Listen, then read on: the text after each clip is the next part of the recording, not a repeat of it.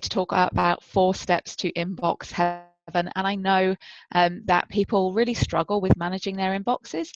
What I'm going to be talking about is there are 4 steps, but they're all kind of related. You need to sort of use them all at the same time to really get the most out of it. Before we go any further though, I have got a quick poll, so let me just hang on, let me find the right one. Here it is. Okay, so I just want to know a little bit about where you are currently with your inbox. So I'll just give you 20 seconds or so to answer that one for me.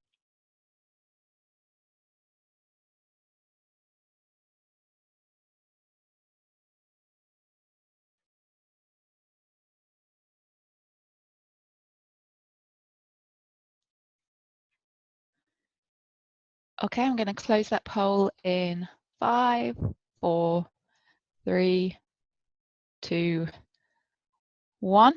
Okay, so we've got a bit of a mix there, but nobody has an empty inbox at the end of their day. Oh, that's a shame. You should really try and aim for that. My inbox is generally empty on a Friday afternoon, so it's nice and clean for Monday morning. But yeah, a lot of people really struggle. I've got some people there who are drowning in email. I really feel for you. I do. Hopefully by the end of the session, you'll have managed to pick up a few tips and tricks that will help you to get that under control. Okay, so let me get started on this. So what are the 4 steps? As I say, they're all interrelated. We're going to talk about the 4 Ds. We're going to talk about using the tech, so making sure that you're using your email management tool well. Talk about the mode. So is email always the right answer? And we're also going to talk about how we train others to treat us. Okay, so your behaviours will influence how other people behave towards you. Okay, now, as I said earlier, using all 4 of these methods together, that little magic red circle in the middle of my Venn diagram, that is where inbox heaven lives. So you actually need to use all of these techniques in a combination. But without further ado, let's get started. So the first one I'm going to talk about is the 4 Ds. So what are the 4 Ds? Do, defer, delete, and delegate. So you shouldn't be checking your email constantly. I would suggest that you check your email probably 3 times a day. Now, I don't know about you, but in my position description, nowhere does it say answer emails. It's not in my job description to answer emails. It's just a method of communication. So I don't have my email set up to open in my inbox. So when I open Outlook in the morning, Outlook is the tool that I use. It actually opens in my calendar. It doesn't open in my inbox. But I check my email probably about 3 times a day. So one time in the morning, around about lunchtime, and then the afternoon as well. And when I look at my email, I take one of these 4 actions. If it's going to take me less than 2 minutes, then I just do it. Just answer it, get it done. Whatever it is, if it's somebody just asking for information or if it's somebody's asking me to do something. And that's why it's important you don't check your email constantly. I've got to put a bit of time aside to actually deal with things. So if it's only going to take me a couple of minutes, I do it. If it's going to take me longer than that, it's going to take some thinking, some research, anything really over sort of 5 to 10 minutes, then I will defer it. I will turn that into a task rather than having it just sitting in my email. The other thing that I do is I delete. Okay, if it's just some information someone sent me and I don't need to retain it, I will delete it. If it's somebody's accepted my calendar invitation, I delete it. All sorts of things like that. And then delegate.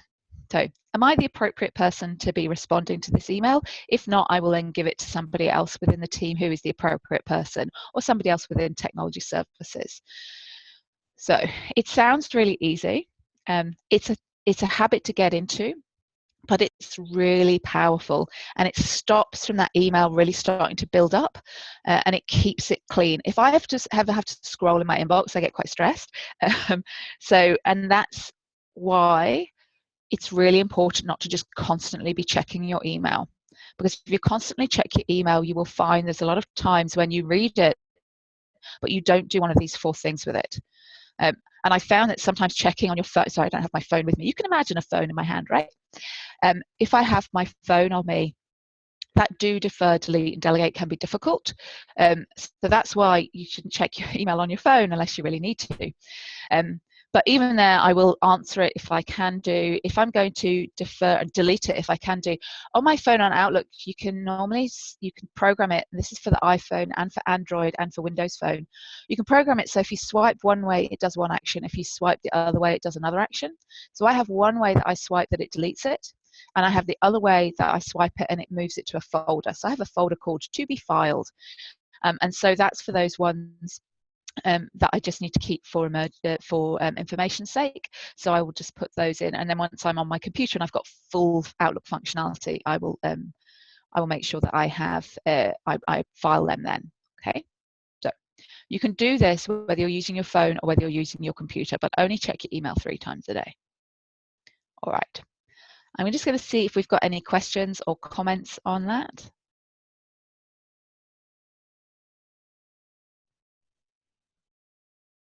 No, excellent. All right. So after we've got the 4 Ds, we've got using the tech. So I use Outlook, and there are some really great tools within Outlook to really help me keep on top. So let's just go, what I'll do now is I will just tab out of here into my inbox. New things have arrived in my inbox since I've been talking. I did try to turn it off so things wouldn't turn up, but never mind, I will use these quite, I will deal with those later. All right, so within Outlook, there are different things that I do. I have turned off notify. Okay. If you get that little pop-up in the corner of your screen that tells you every time you've got a new email, turn that off now. That is the biggest productivity killer in your day, because it's not only is it distracting, but it then takes your brain time to go back to the task that you were doing. There is absolutely no need for you to have that notify thing pinging up constantly, so turn it off. If you want to know how to do that, let me show you.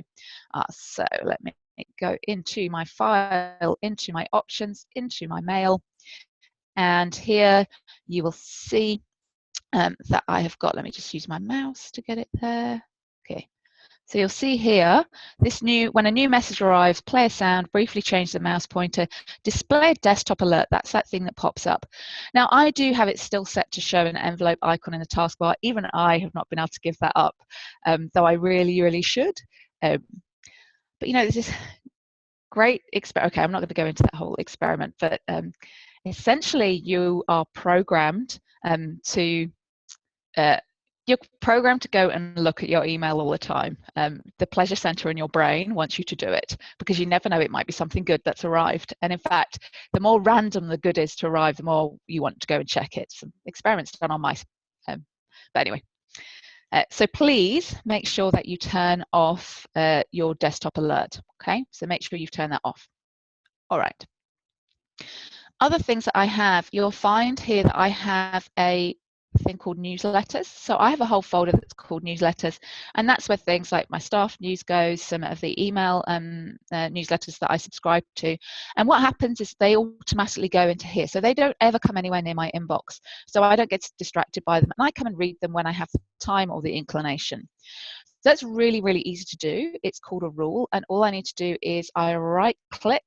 So I just right click on an email when it arrives. So in your inbox, when you get something that you consider to be a newsletter, you just right click on it, and from there you'll see you've got rules.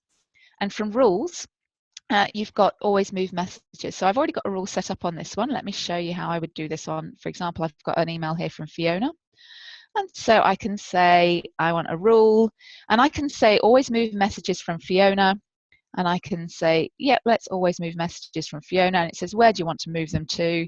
And then from here, I will just expand under my inbox, and I would say newsletters, and I would say, okay. All right. Now, Fiona's laughing at me right now. I'm not going to do that, Fiona. It's okay. I'm not going to move all of your emails to my newsletter. So I'm going to click cancel on that. And so those rules are really useful. Now, those of you as well who might have been objecting to me saying turn off your notify, probably one of the reasons you don't want to turn off notify is because you think, oh yeah, but I might get an email from my boss and it's really important that I respond instantaneously to my boss, or something might come through is important. I need to know how I'm going to do that. You can still do that with your rules, okay? So again, with my rules, I've got here rules. You see here rules? So I can go in here and I can say manage rules and alerts. So I've got, most of mine are about newsletters. But I can say here, I want to create a new rule. So you'll see here, I can move messages from someone into a folder, move messages with specific words into a folder. I can move messages to a public rule. I can flag messages from someone for follow-up, all these sorts of things. Stay up to date. I can display mail from someone in the new item alert window. So I'm using Windows 10. And I've got this notification down in my corner, so I can have notifications turn up there.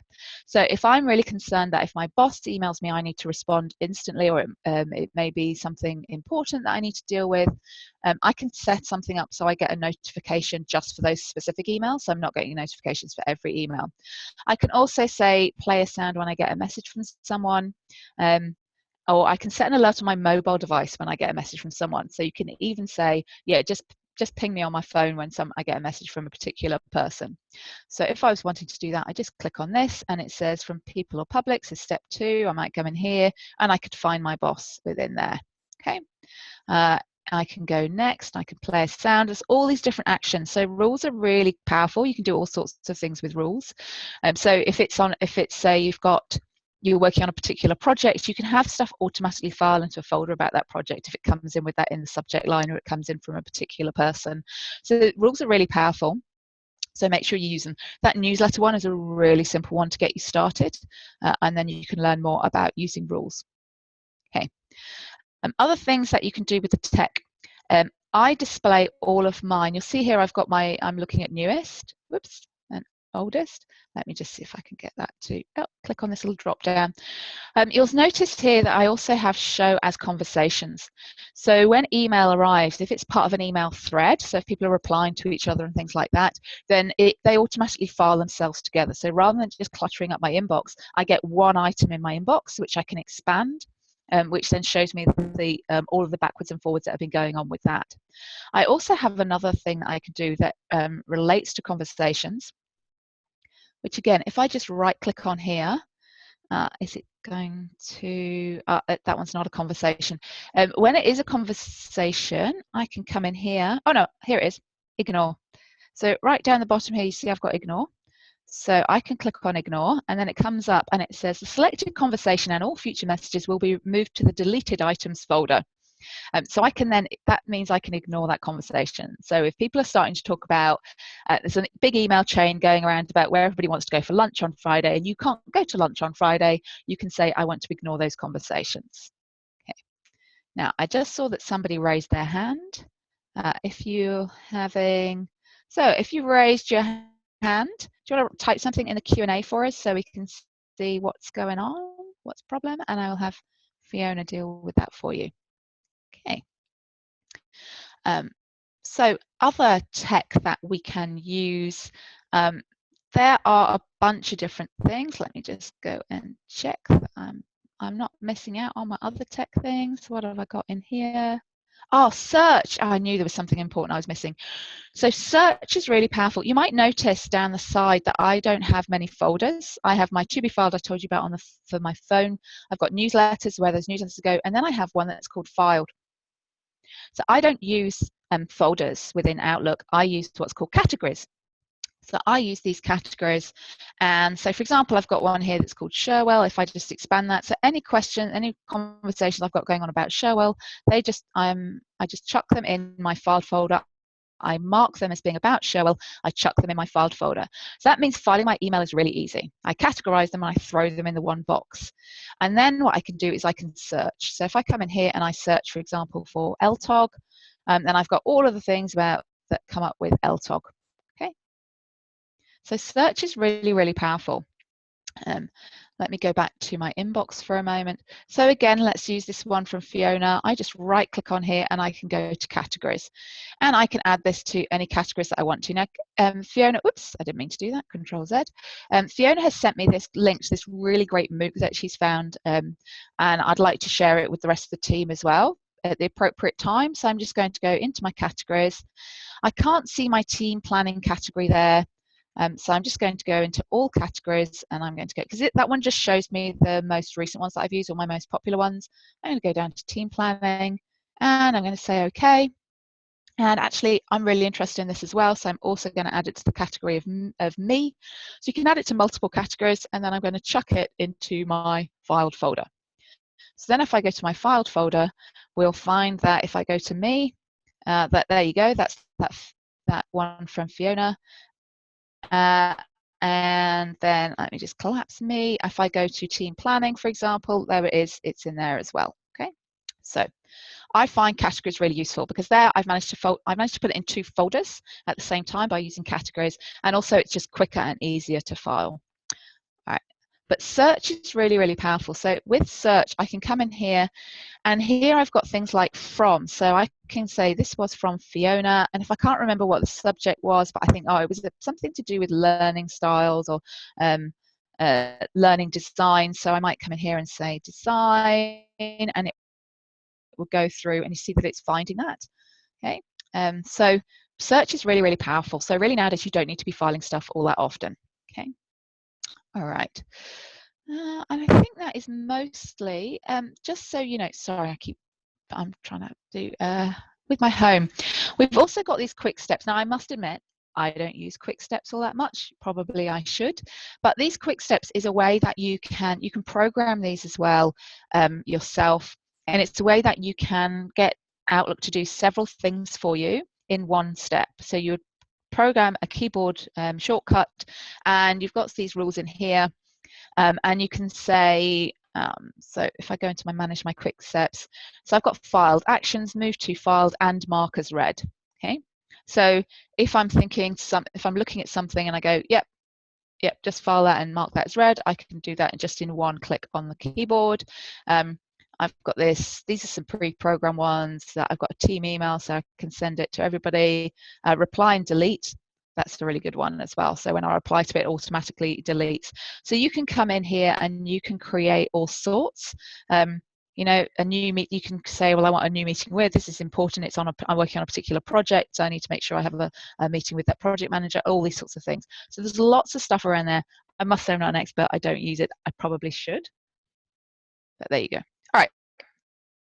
So I think that probably just about covers using the tech. Hang on, let's just cancel out of that. Let's come in here. Any more questions?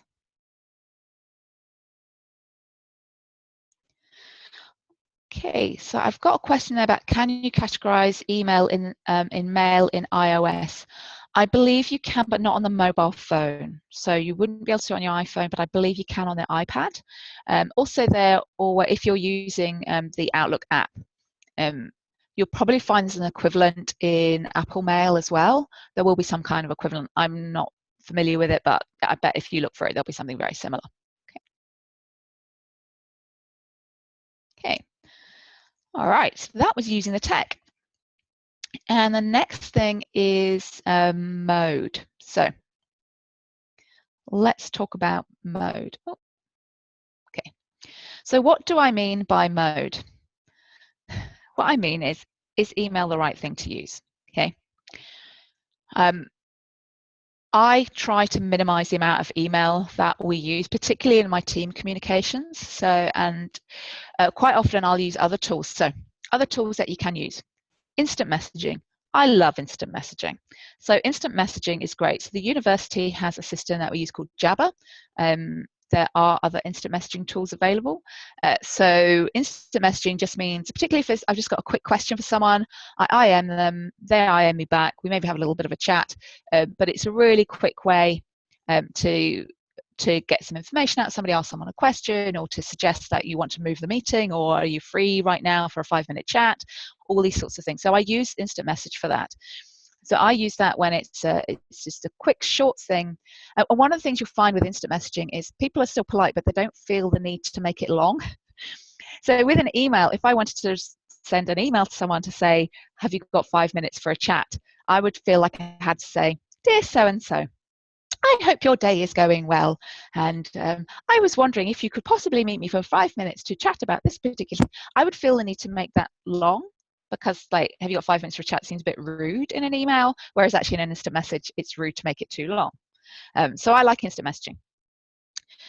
Other ways to do things, of course, is actually face-to-face. I think with an email, if you're mailing back one person, if there are more than 3 emails go back and forth, go speak to them, right?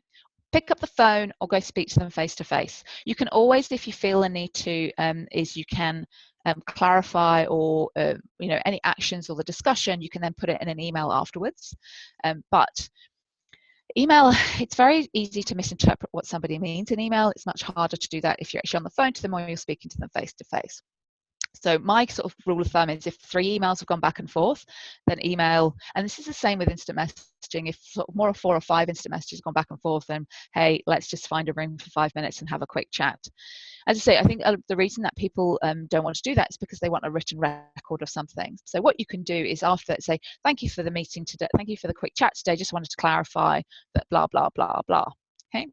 And then you can also share that with anybody else who's appropriate to know about the conversation that you've had.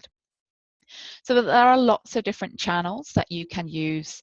As I say, email is my least favorite. So with Jabber, for example, not only can I use it for instant messaging, you can actually have chat rooms set up.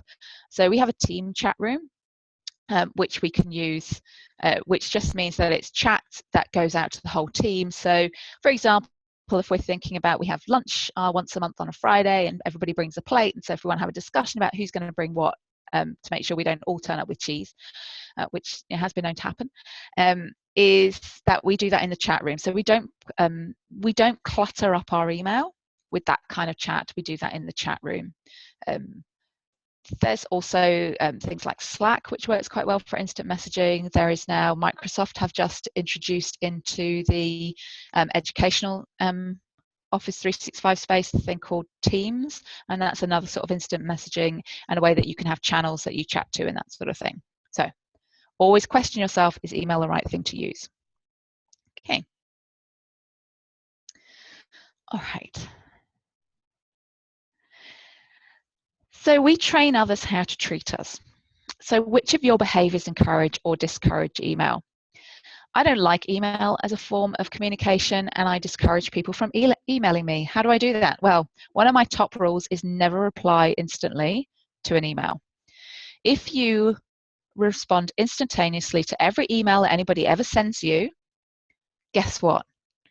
Then they expect you to always instantaneously respond to any email that they ever send you, and they can get quite mad if you don't.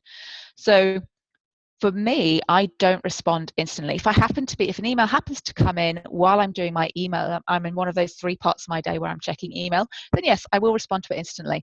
But that is not my normal behavior, and people don't expect that of me. People know if they want to talk to me instantly, they come over, speak to me at my desk, or they may be instant message me, or they might give me a phone call. So think about your behaviors. If you email someone, rather than instant messaging, let's say that I instant messaged you, and the next time you had a question for me, you emailed me, then I'm like, okay, so this person doesn't like instant messaging, they like email. Oh, right, okay, so we'll email instead. So every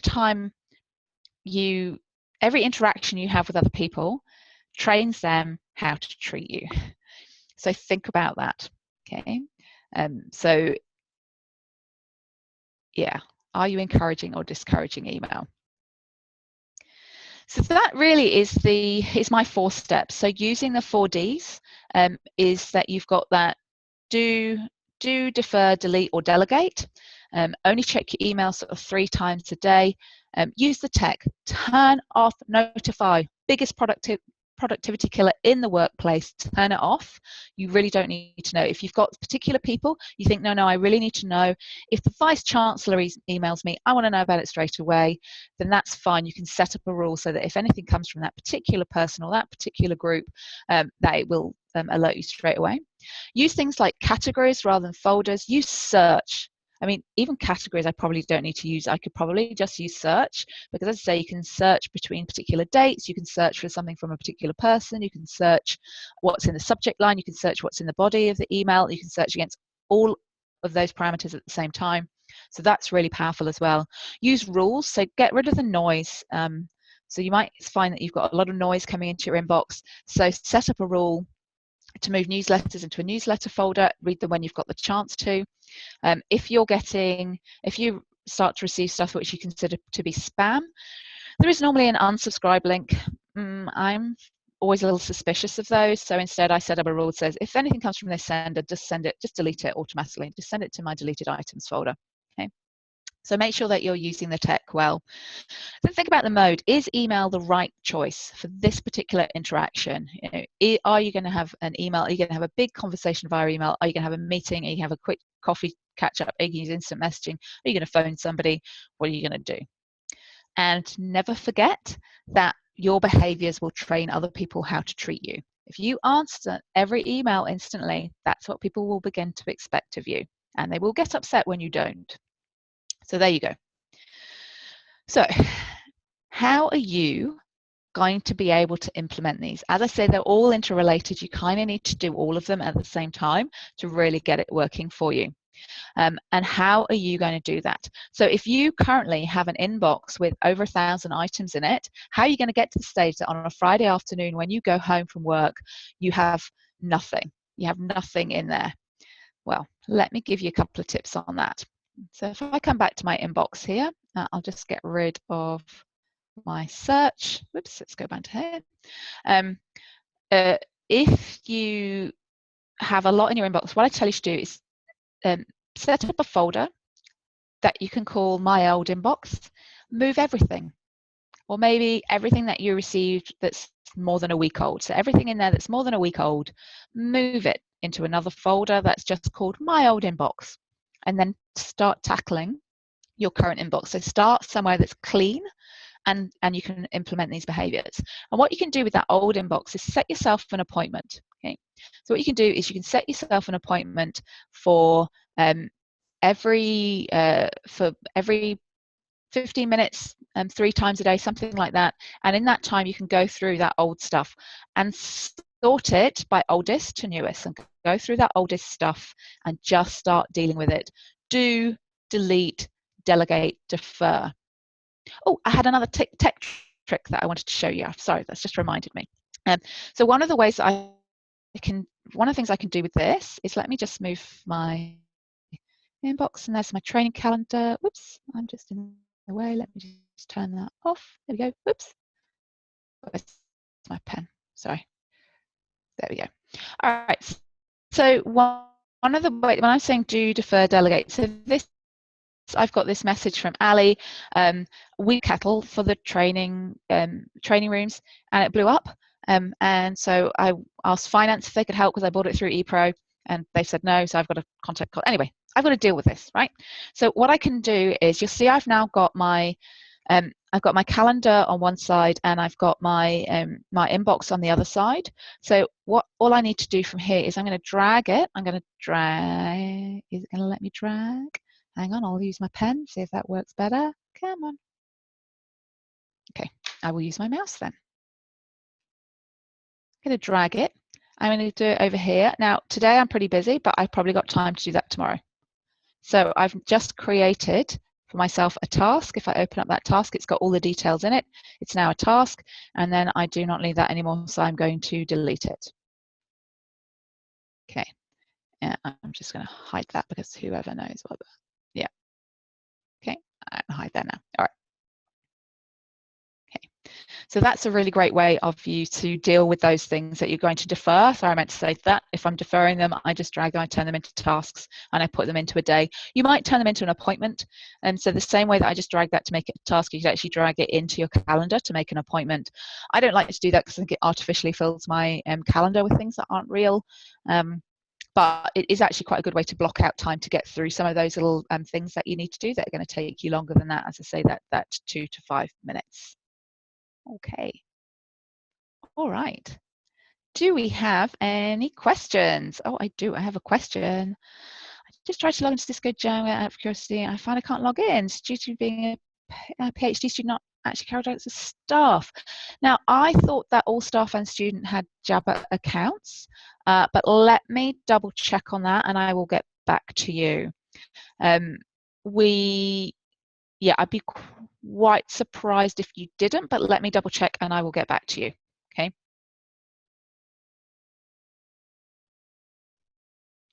Okay. So that really brings us to the end of the session. If you have any other questions for me, why don't you get them typed right now? And in the meantime, what I'm going to do is I'm just going to launch a quick poll. Where am I going? I'm going to go to my evaluation. There we go. So we do appreciate, we do like to know what you think of these webinars, whether they're worth carrying on. So please let us know. And if you've got anything in particular you would like us to cover in the webinars, we've got it.training@adelaide.edu.au. Also, I should tell you that, oh, yes, I know what I need to tell you. Sorry. Let me just, here, come. Okay, one of the things that I wanted to show you was we have an online training course for Excel. So let me just go into my uni Blackboard in here. Sorry, let me just move that stuff out of the way. Log in. Okay, so if you're interested in finding out more, if you're using Outlook, we have this Microsoft Outlook online course, which is free and you can use for as long as you like. Just let us know that you would like to have access to that and we can give you access. Sorry, it's just taking a while. And all the things that I talked about today will be in here as well. Oh, it's because I'm in edit mode. Hang on, turn edit mode off. Okay, so we've got some stuff in here about those Outlook essentials, managing your workloads. A lot of what we've talked about today would be in there. So please feel free. We have also got these online courses for Excel, for Word, for Outlook, and PowerPoint will come at some point in the future. Okay. All right, let me just nip back to my polls. Okay, I am just going to end that that poll in another 10 seconds. So please feel free to add your thoughts now. 5, 4, 3, 2, 1. Okay. So thank you very much for coming, everybody. Next fortnight, our next one on the 18th, I think it is. Anyway, that is on PowerPoint. I didn't know PowerPoint could do that. PowerPoint is an amazing piece of kit that you have got, and you can use it for way more than presentations. So come along to that and find out how you can use it for creating videos, how you can use it to create your own graphics and icons, and all sorts of interactivity and all sorts of fun and exciting things like that. But other than that, I'm going to call it an end to this. So if you have any more questions, if you're desperately typing a question right now, just raise your hand so I know not to end the meeting. Otherwise, we will bring an end to this webinar.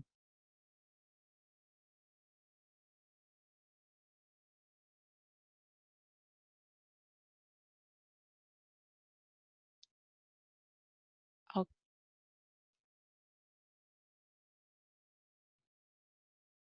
All righty. Okay. Well, thanks very much for coming, everybody, and we will see you next time. Bye. Fiona's waving desperately as well.